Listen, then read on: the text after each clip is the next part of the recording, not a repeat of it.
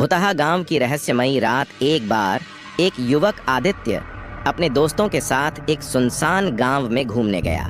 गांव का नाम था काला गांव, जो चारों ओर से जंगल से घिरा था और वहां के लोग कहते थे कि इस गांव में रात के अंधेरे में आत्माएं घूमती हैं।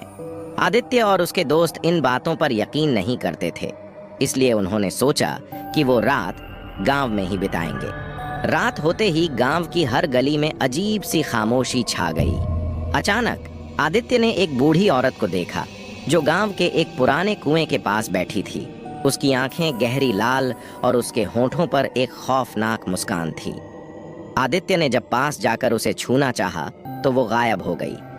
आदित्य का दिल तेजी से धड़कने लगा, लेकिन उसने खुद को शांत करने की कोशिश की।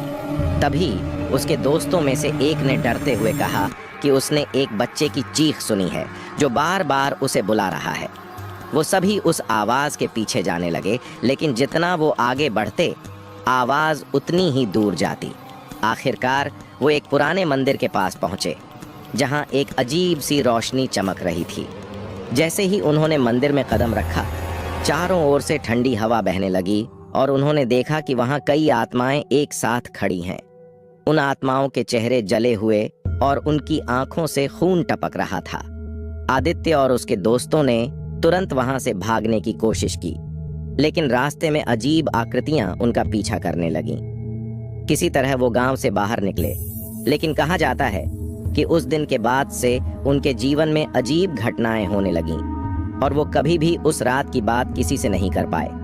कहते हैं, काला गांव आज भी आत्माओं का बसेरा है जो वहां जाने वालों को कभी वापस नहीं लौटने देती।